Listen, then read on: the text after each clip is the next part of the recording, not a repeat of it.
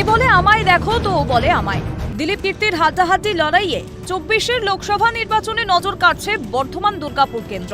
ফের ভোটের ময়দানে বাকবিতণ্ডা। শনিবার ফের দিলীপ ঘোষের প্রাতঃভ্রমণে লাঠি হাতে বেরোনোকে কটাক্ষ কীর্তি আজাদের। लाठी लिए घूम रहा है, अब लाठी लेकर के क्यों घूम रहा है भगवान ने जानता क्यों घूम रहा है। कुछ तो लोग बोल रहा है कि उसके साथ में लोग चलता नहीं, 2-4 को कुकुर रहता है, उसी सबको लाठी से मारता है। কীর্তির কথা এত সহজে ঝেড়ে ফেলার লোক তো নন দিলীপ। বাদর খেলা দেখানোর মতো নেচে লোক জড়ো করছেন কীর্তি। লোক আছে কিনা দেখতে চাইলে আমার সঙ্গে হেঁটে দেখুন, পাল্টা কটাক্ষ দিলীপের। দেখো ভাই, আমার লোকেরা আমাকে তো তাড়া করে না, আমাকে পালাতে হয় না, নিজের লোকের চাপে। লোকে ওনাকে দেখছে মজা, আবার ঘোড়ায় চড়ছেন, আবার অসুস্থ স্ত্রীকে নিয়ে রাস্তায় হাঁটছেন। এটা কি ধরনের গণতন্ত্র? এভাবে ভোট পাওয়া যায়? উনি দাঁড়িয়েছেন না ওনার স্ত্রী দাঁড়িয়েছেন ভোটে? উনি যত ড্রামা করছেন, তারপরে নাচানাচি করে আর সেই যেমন রাস্তায় বাঁদর খেলা দেখায় না, নেচে লোক জোগাড় করার চেষ্টা করছেন।